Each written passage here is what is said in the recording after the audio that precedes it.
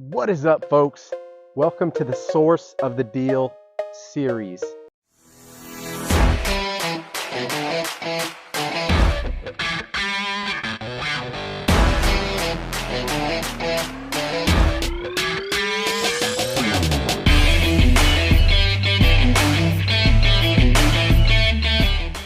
Now, this is the newest acquisition we just closed on yesterday. This is going to be our fifth flip project that we have in motion at the moment. So this deal came from my good friend Aubrey Wise. Shout out to Aubrey.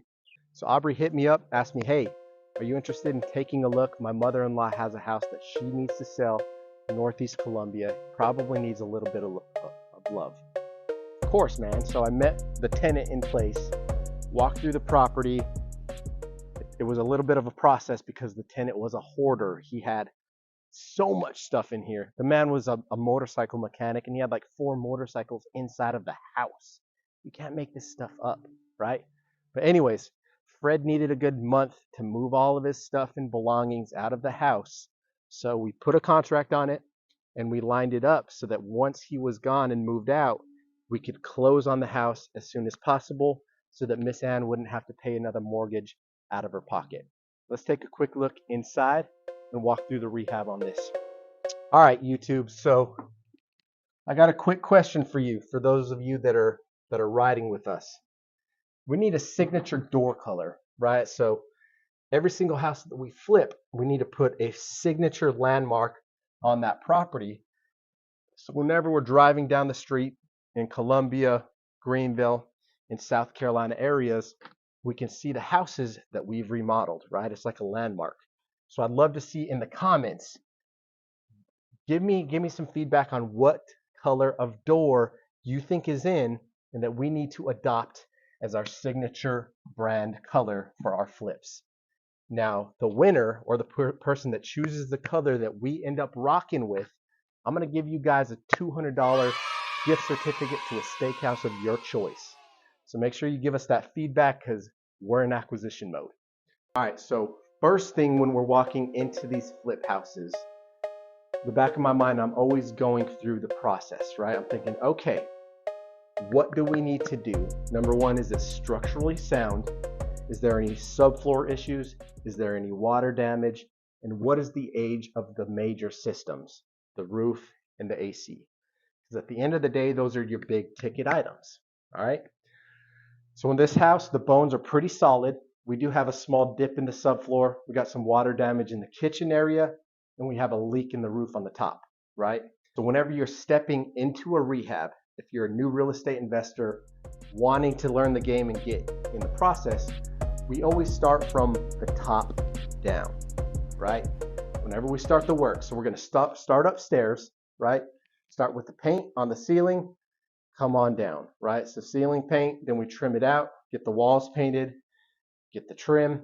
At that point, we can rip up the old carpet, rip up the old flooring, and float either some nice LVP, some laminate on top, or if you have nice hardwoods, which a lot of these old houses do, you can end up refinishing those and they come out real nice. We've got a stairway to heaven, right? Stairway coming all the way up. In here, we got a one bath, bedroom on each side. Pretty simple. A lot of these old houses were built very similar, right? It's almost got the frog type feel. Now, frog standing for formal room over garage. That's what frog means. Here, same thing, top down, paint it, move it down, trim it out, throw some floor in there. We're good to go. Now, there is one thing that we'll have to address in this room. We have some water damage here. Now, this likely came from either the area where the flashing attaches and the roof splits, or another common reason that we see leaks like this is the pipe boots, right? So where you have the ventilation and the little PVC tubes coming out of the roof, that's the most common reason that roofs end up leaking.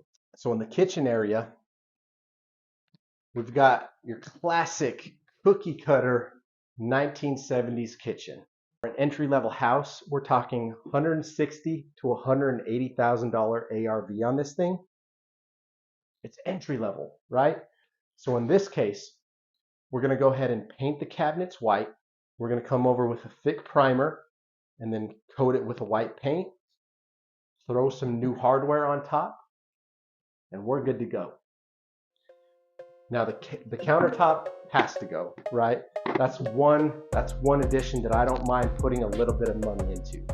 Just about every single house that we flip, I'll put some granite in place because there's something about that granite. That stone gives it that pop and that curb appeal.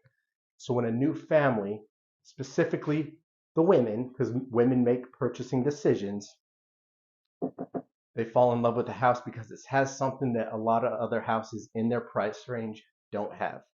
Granite countertops, right? So we do really make sure that we're budgeting on majority of the work, but I like putting a nice stone in place because it does give that wow factor, which is important at the end of the day.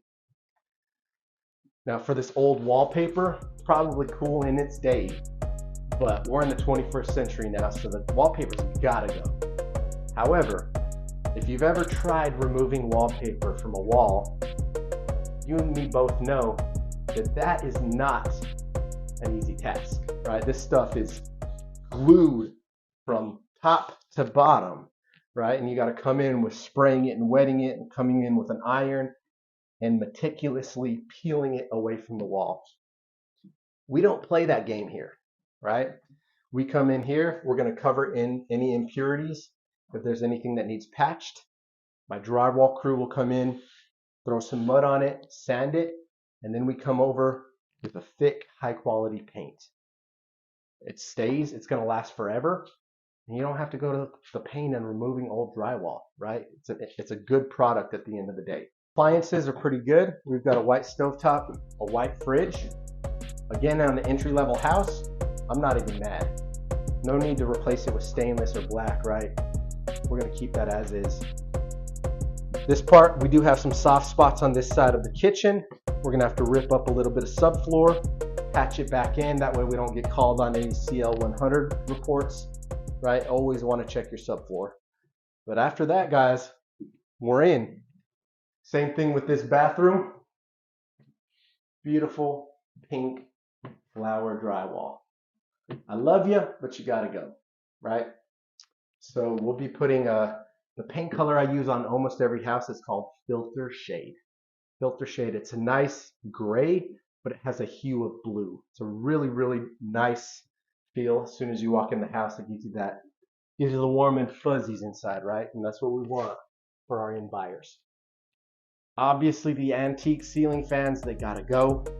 So we'll get those out, and then we'll bring in a lower grade new ceiling fan to keep up with current market standards. For any of you wholesalers, investors, or homeowners, if you have any off-market deals or know of a friend or family member who needs to sell, hit us up. We're buying. We love paying nice, fat assignment fees or referral fees for bringing us any houses that we end up buying. With that said, stay great, and I will see you on the other side. Happy deal hunting.